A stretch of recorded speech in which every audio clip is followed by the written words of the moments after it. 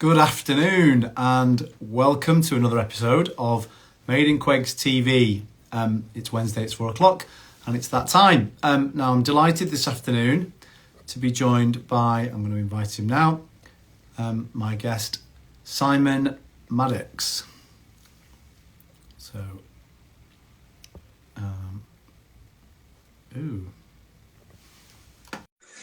let's see how that works. Good afternoon everyone who's joining. I'm just waiting to be joined by my guest this afternoon, who is Simon Maddocks. And that looks hopeful. Here he may be.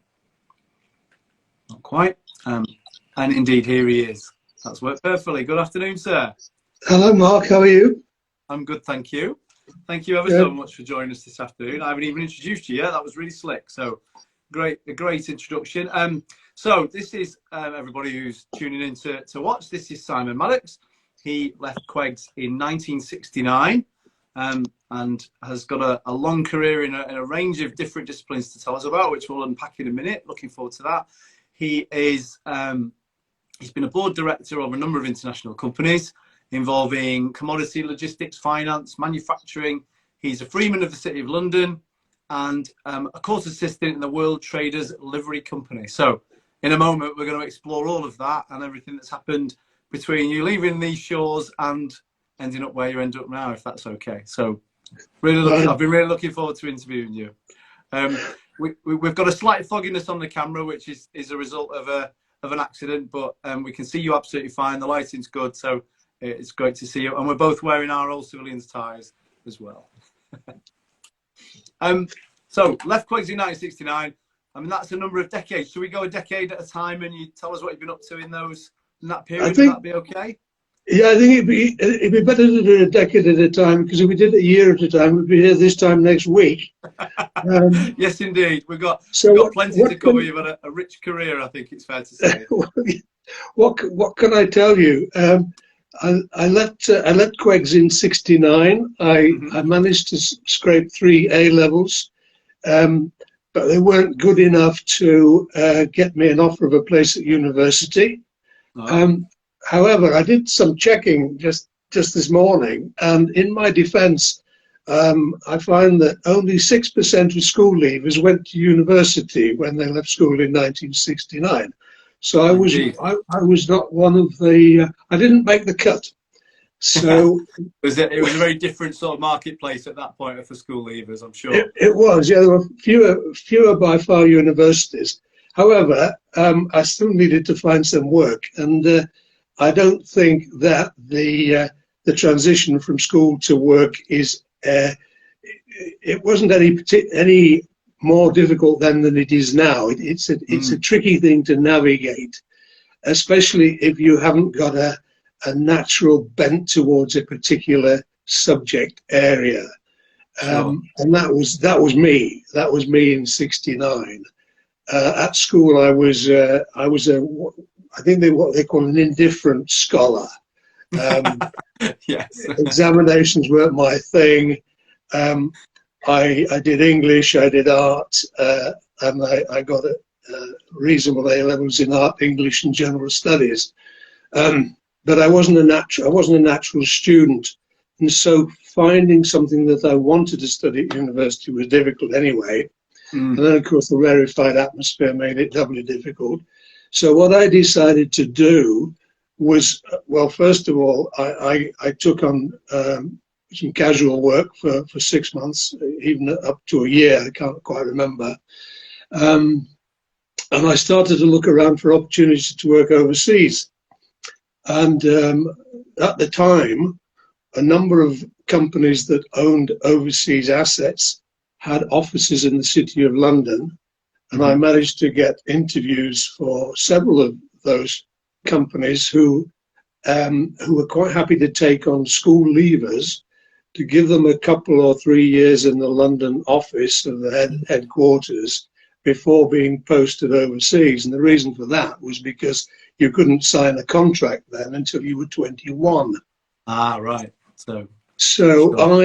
I got an offer of a job in South America, or a South American company, they were a little bit more enlightened and sent their trainees to do an HND in business studies at Salford Technical College prior to going to Chile or Peru to be involved in the textile industry. So it was HND business studies with textile technology. So I did that, which I thought was a sound move. First of all, they paid me to go, which was even better. Secondly, it gave me some letters after my name, even though a humble HND rather than a BA. But halfway through that course, in South America, the Chileans elected a socialist president who promptly nationalized the company that I was going to work for. So this was the first false start in my career, if you like. Right. So I went back to one of the others, and this may not mean anything to anybody under a certain age, but there were companies then like Jardine Matheson, the Borneo Company, Inchcape, Harrison's and Crossfield. Existing companies, still existing companies like Hong Kong and Shanghai Bank, Chartered Bank, who employed school leavers who, on the basis that they were, as the phrase was at the time, prepared to get their knees brown.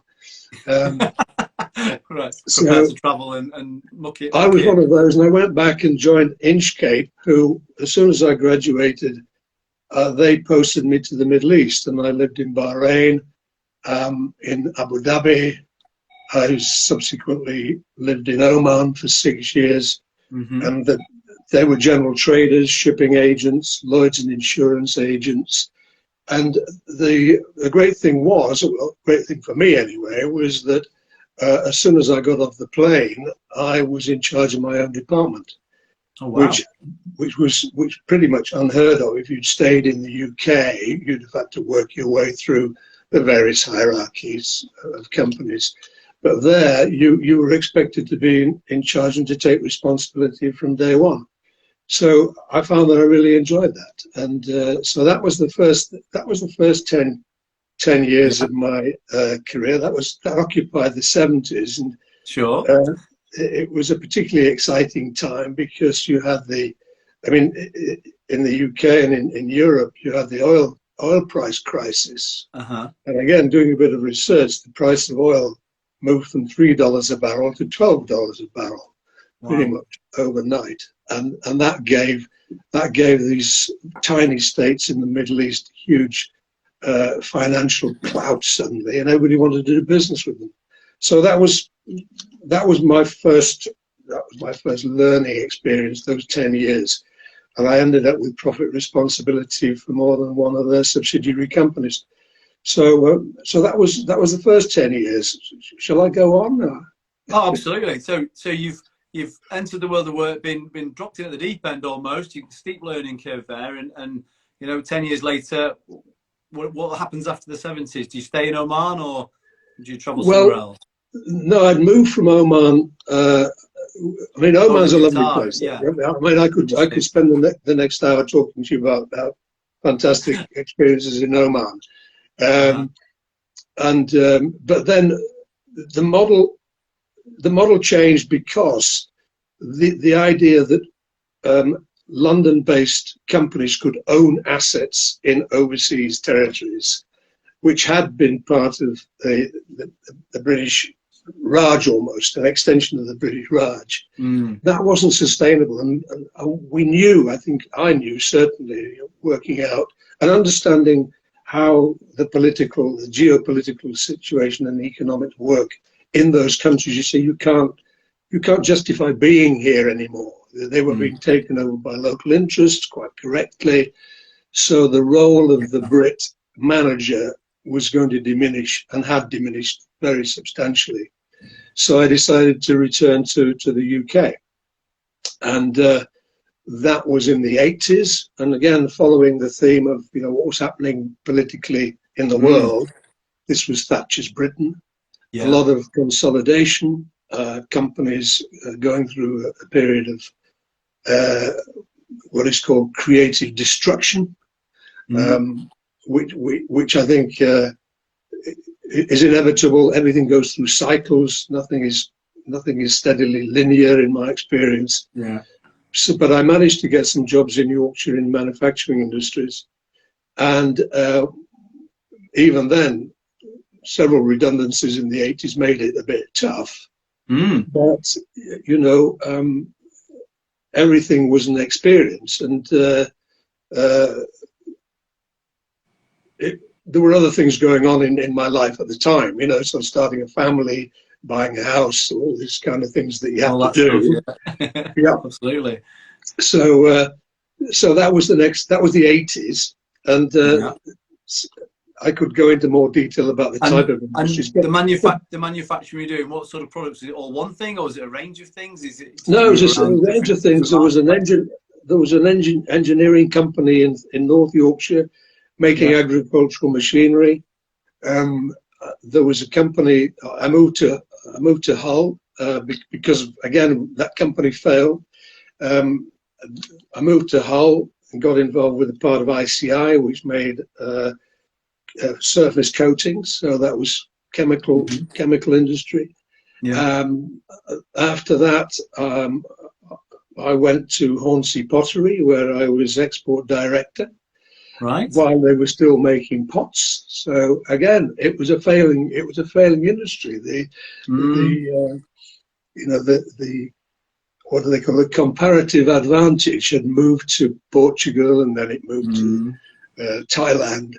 And they could make stuff that we could make just as well, but cheaper. So there wasn't a role for us. I think it's generally true that the 80s were a tough time for British manufacturing companies. You know, as you said, the end of the Raj, the last days of that in the 70s, and then the 80s, it was, you know, Britain had its own way perhaps for a good while, and then, as you say, these emerging markets were challenged. So that must have been quite difficult. I'm wondering, I guess, you know, what's next? Well, I think so. But Mark, I think the message that I got was, look, different industries, different disciplines, engineering, chemistry. You don't have to be an expert in these things to manage companies that trade them. I think that was that's really important, isn't it? That, you know, you've got some leadership skills, you've got person management skills. I have to be careful about my political correctness these days. So, but you know you learn that in, let's say, in the Middle East in the 70s. You haven't forgotten it because you happen to be in England in the 80s. You know, principles tend to be the same. You know, it's getting things done by running, you know, taking responsibility for teams of people and saying, look, this is the task.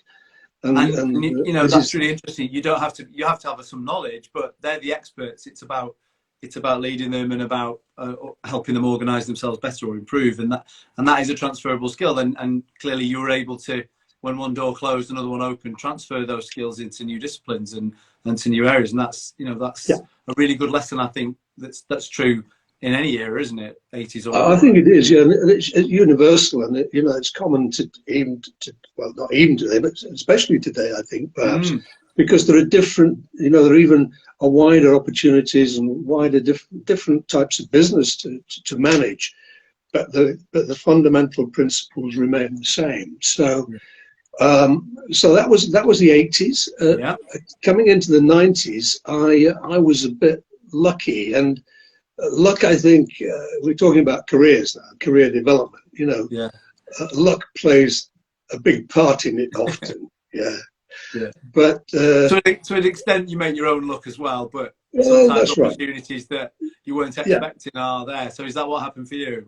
Well, it is. Yeah, I mean, it was Arnold Palmer who said, you know, the more I practice, the luckier I get. And but the other thing is that you don't get lucky by not being out there. You know, you can't get lucky sitting in your room waiting for the next pizza delivery and hoping somebody will send you a message saying you want to come and work for me. You know, it doesn't really work like that. You have to just do what you can do and put yourself in the way of getting a break. And I was actually headhunted to be the managing director of a warehousing and logistic company in Hull.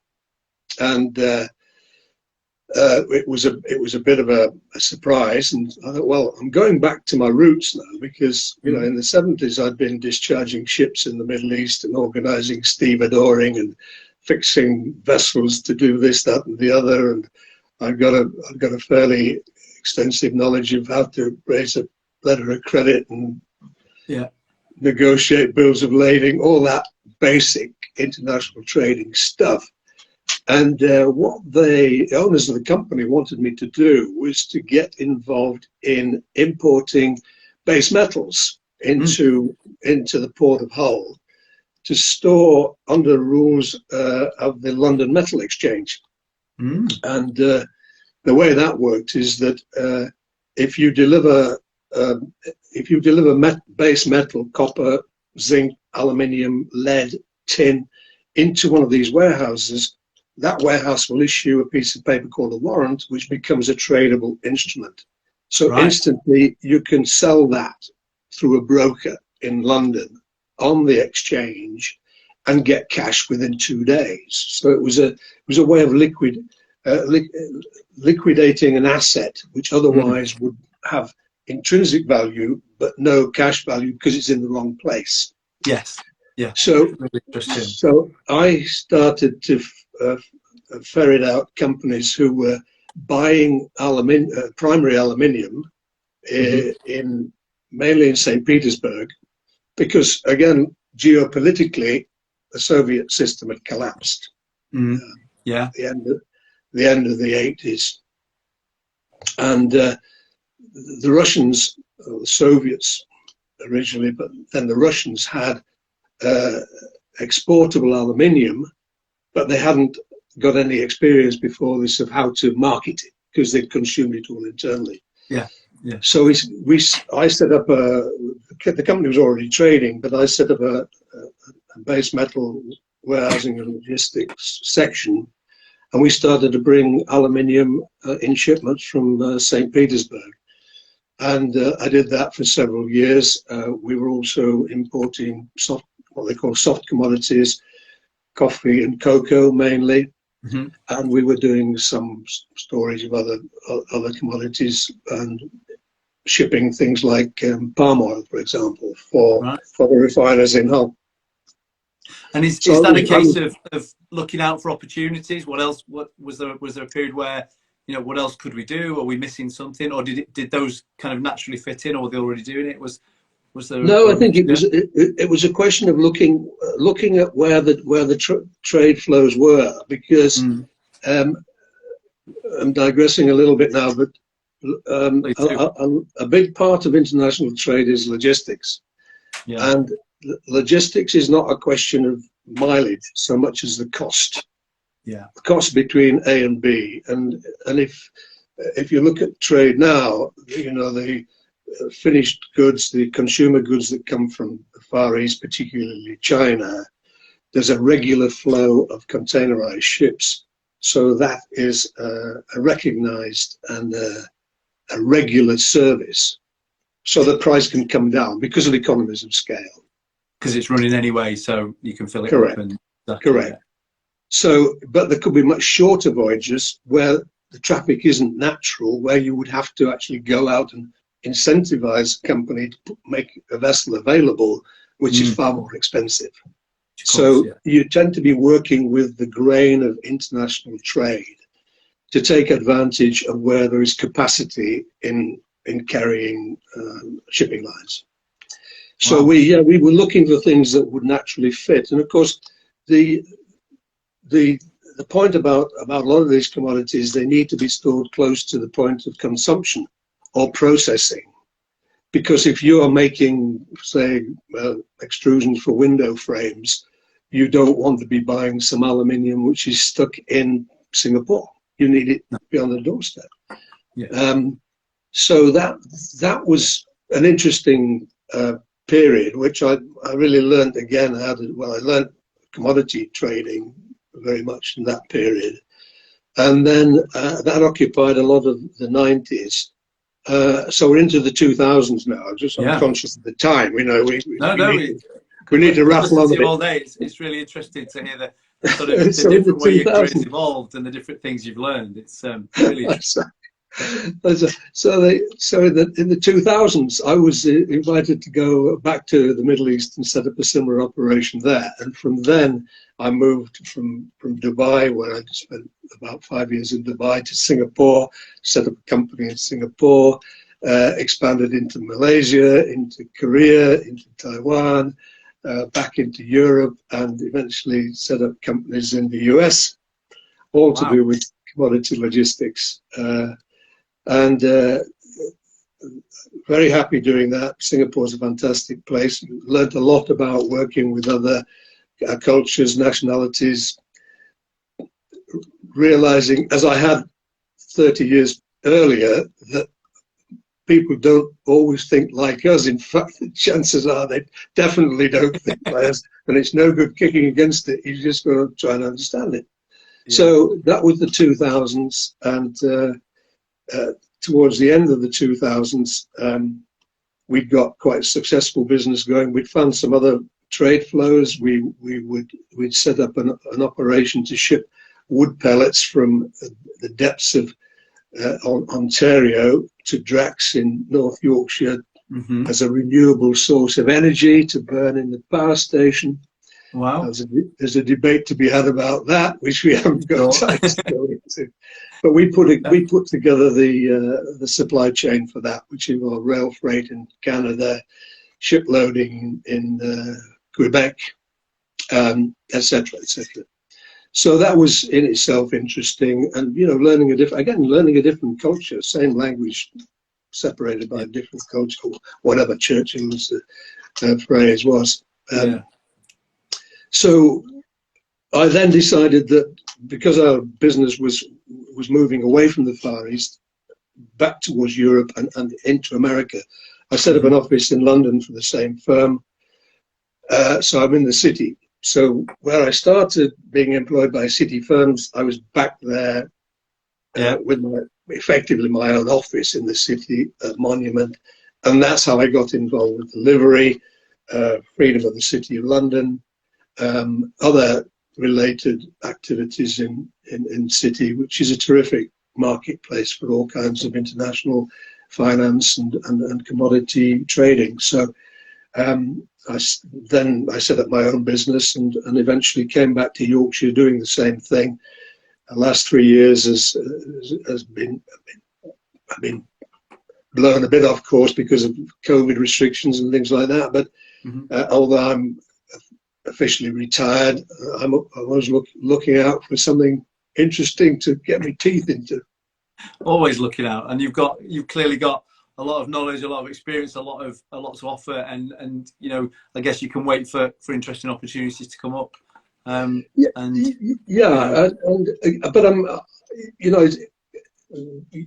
your kind invitation to invite me to do this has made me think about the questionnaire you sent.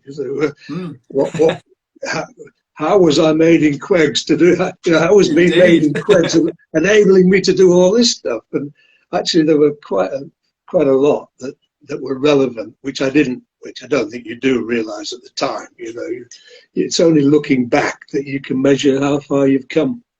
Indeed, and that's a really interesting point that I think in your school days, other guests we've talked to, other guests have identified that in your school days, perhaps you don't recognise the value of different experiences and the different sort of the learning times and the different values you get and the friends you make and all these kind of things. But as life goes on, as you move forward and you see how things pan out, a lot of people stay friends with their schoolmates for their whole lives or for years and years.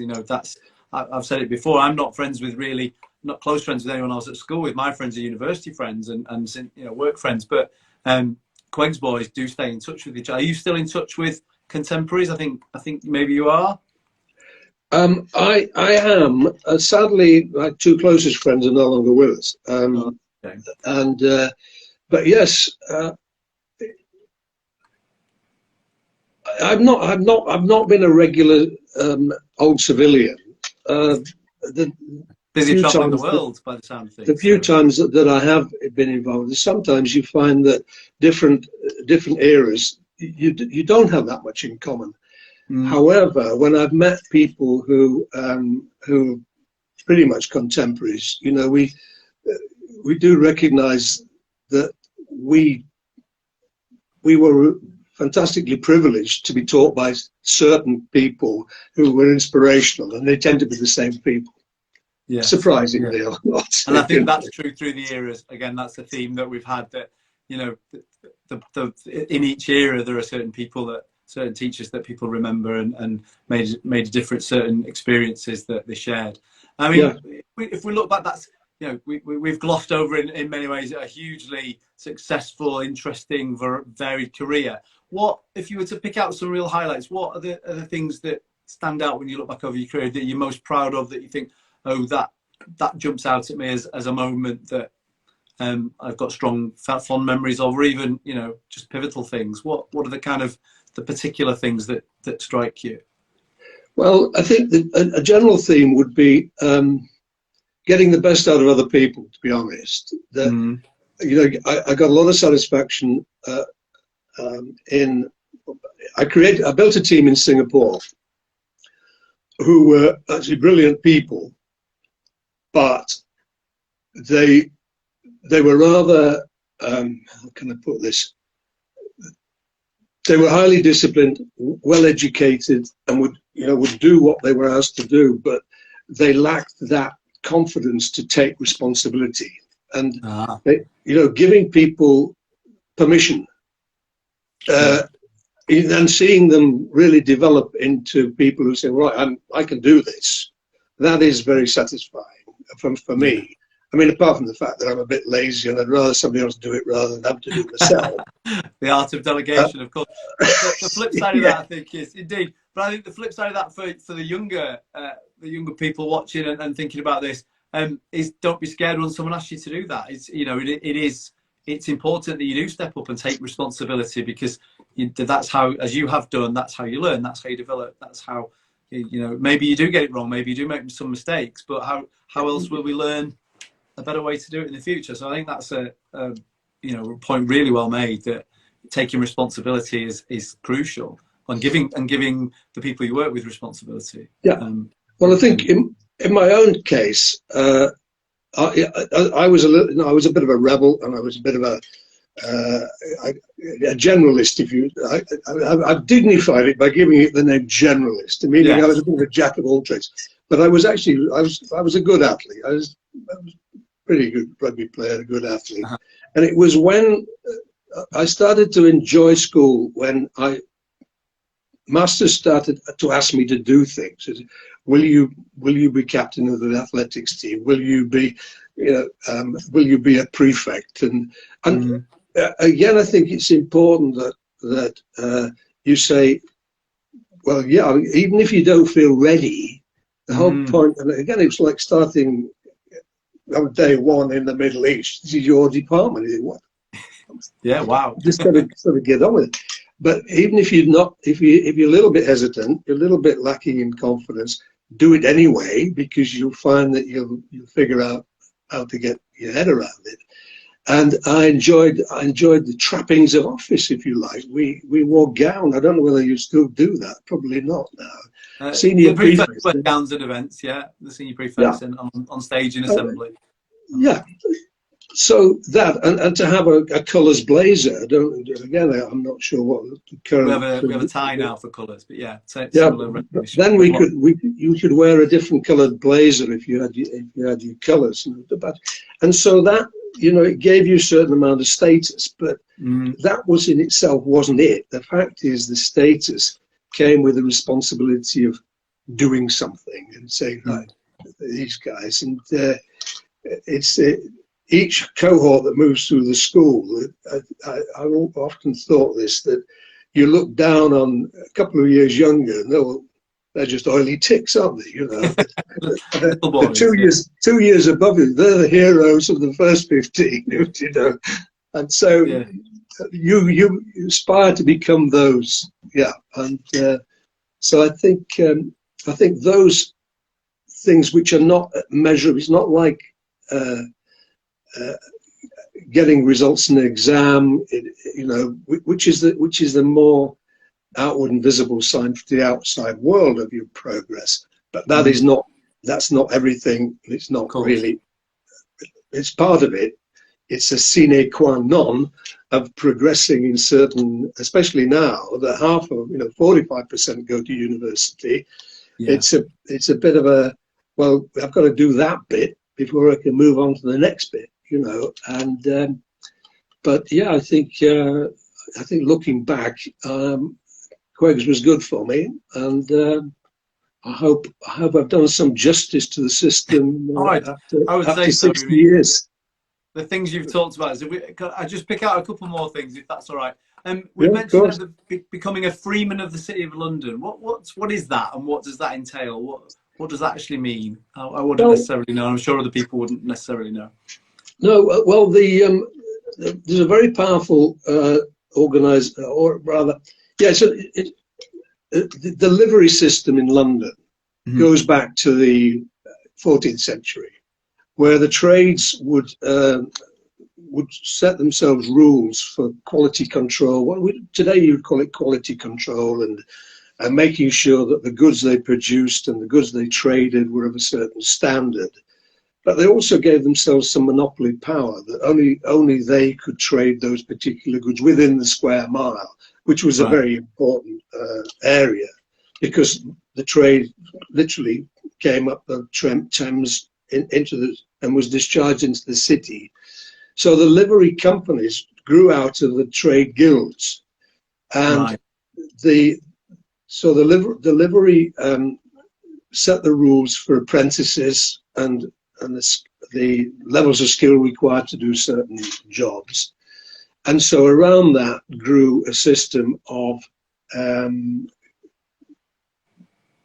grades, if you like, of qualification. Right. And in order to practice your trade, you need to become a freeman of your livery company. And that would give you the entitlement to act as a representative of your guild.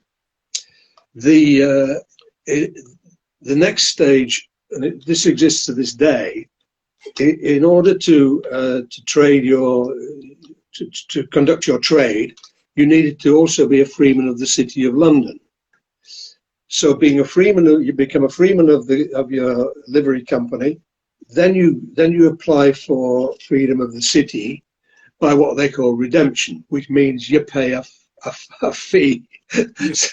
so it's pretty automatic. There are certain honorary freemen, but most people do it by redemption. And you go to a little ceremony at Guildhall, and they give you a certificate. The next level within the livery system is to become a liveryman, in which case you're entitled to wear the brightly coloured gown and attend civic ceremonies, including election of sheriffs, election of Lord Mayor. It's all a bit of flummery, but the great thing behind it is that there are now 110 livery companies, so there's one for almost every profession you could name.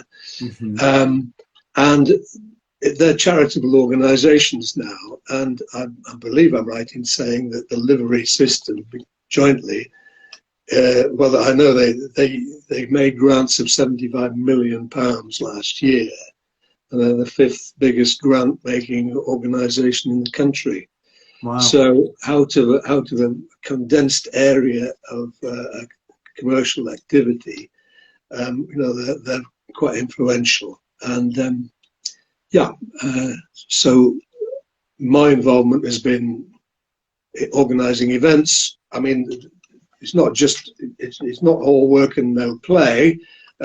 We have several formal dinners each year, and wine is taken. So indeed. And I was involved with organising some of that. So yeah, and it's a sort of thing that it's like any. I've always been fairly independently minded, but then at the same time as being independent, you need to have support networks, I think, and that's another it's another key part of career development. You know, it's being part of an organisation, or it's part of maybe a equivalent of a guild or a which will team, support you during your career. Yeah. And a lot of them, that they have training schemes and things like that. Thank you. That's a really clear explanation. I'm sure that we will somewhere someday from Quegs in the future, we may well get another Freeman of the City of London. Who knows it? You describe yourself as a generalist, which is an interesting word, and I know exactly what you mean by that, because sometimes students that I teach and I've taught know exactly what they want to be, and that's what they go on to do. They've got clear ideas. Sometimes students think they're going to be one thing but end up somewhere completely different, and that's that's common as well. And sometimes at school and even beyond school, they've not got a clear idea yet. They don't know what it is they're going to be. If we were to sort of think of them as our current generalists, what advice would you give to the generalist, to the person that isn't quite sure where they're going to end up or hasn't got any clear career progression ideas at this point? What, with your experience, what would you say to them? I think, well, it's a tricky one, because I was just trying to think of the different people I knew at school, and you're absolutely right. There's certain people, well, you knew what they were going to do, because that was almost preordained, Yeah. But I think looking at the school website, I think now there are more sources of information, and just plug yourself into them and try and find out and talk to people about what they do, because you're also absolutely right that starting something doesn't mean to say you're fixed in that path for the duration. That you're allowed to try things. Now, obviously, you're not going to go down a path which doing something you don't like just because it's something, but try and pick something that you think, well, I could be interested in that. And don't be put off by levels of technical expertise that you think might be required. Because if you've had a Quegs education and you've been paying some kind of attention, you'll know something. You'll know something about science and things like that. And I heard a very good lecture a couple of years ago by somebody who'd been the chief technical officer at Microsoft. So imagine a pretty powerful American businessman. And the question came up, particularly related to artificial intelligence, and a sixth former asked the question, what should we be studying to give us a career? And he said two things I thought were very interesting. And he said that the education system was archaic, and it was divided into arbitrary subjects, which often didn't relate directly to anything that you might do after you've left school, which was a bit of a cold shower for some people. Thought that was I see what he means in many ways. Yeah.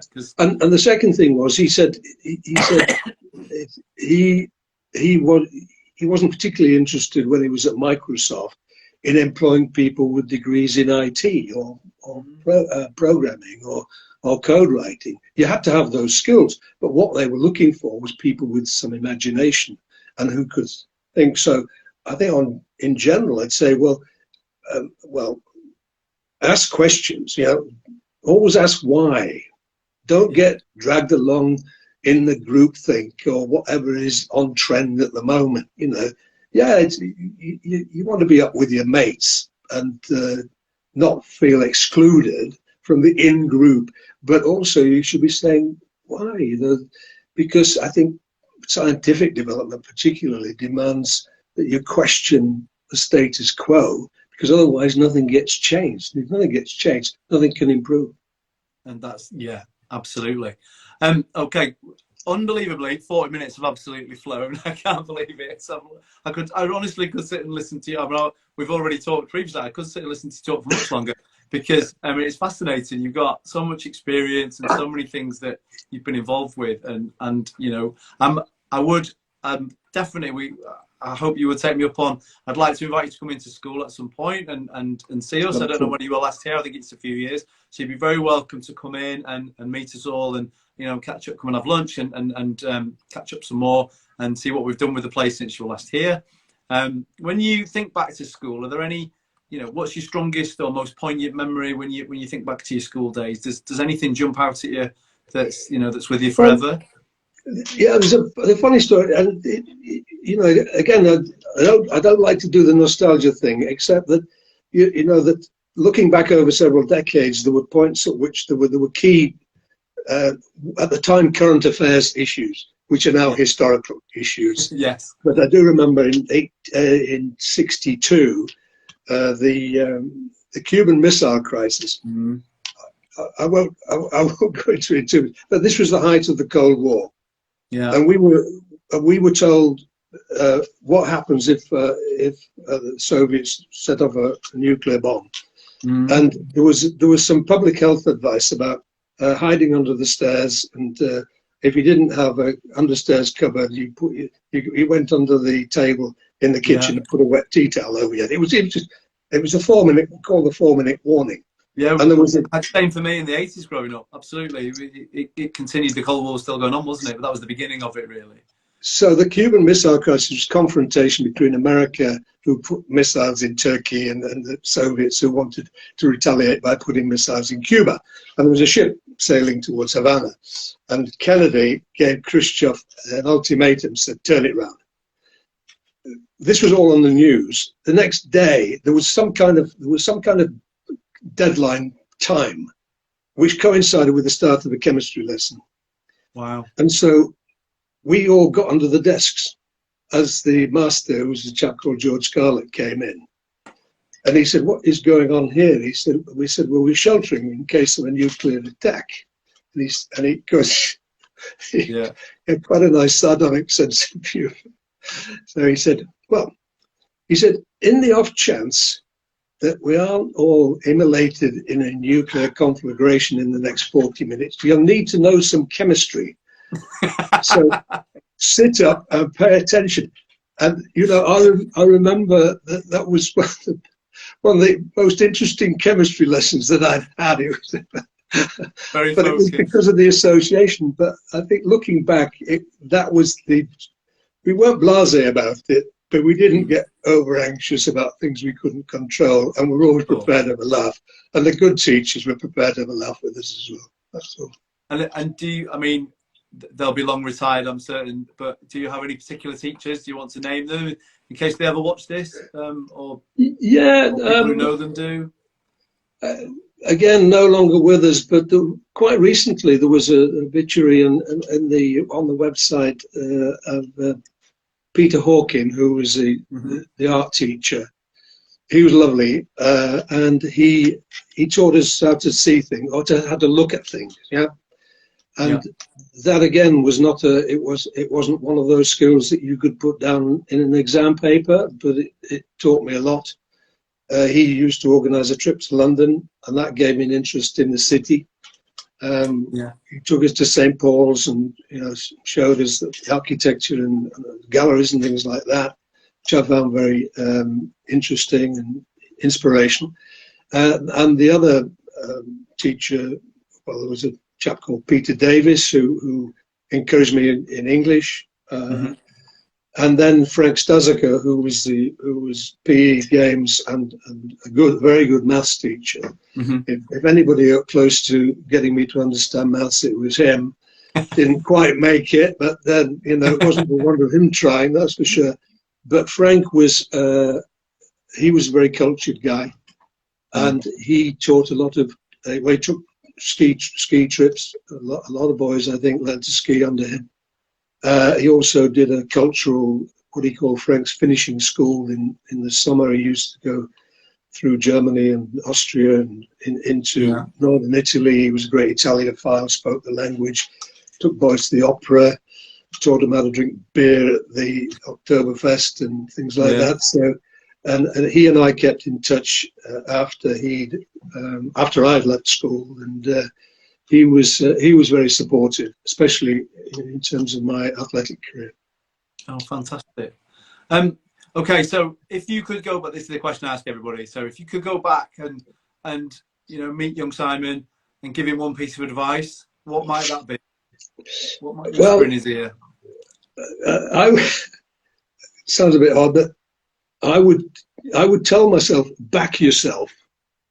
And the reason for that is because I think, anybody of that age, Mm-hmm. you have doubts and insecurities, and some don't, but Yeah. I would say back yourself, because the teachers who are supporting you are not doing it out of flattery. They're doing it because they've been there before. They've seen people like you come through the system, and if they're saying you can do it, they're not just shooting a line. So Yeah. back yourself, because they're backing you too. That is a really wonderful note to end on. Thank you. I think that does encapsulate most of, if not all of, what we're about. And so, listen, thank you ever so much. That time has flown. You've now set the record as we've had the longest one, but you have got the longest career. So I think that's fitting and that's excellent. and it's been a real pleasure to have caught up with you this afternoon and to have heard your everything you've been up to and all the thoughts you've had. And I very much look forward to welcoming you to school at some point in the future. Simon Maddocks, thank you very much. Oh, thank you. No, I'd love to take up that offer, and yeah, thank you for inviting me. Well, you're very welcome, and it's been a pleasure to have you. Thank you, and take care. Enjoy your Okay. afternoon. Bye-bye. Thanks. Bye-bye.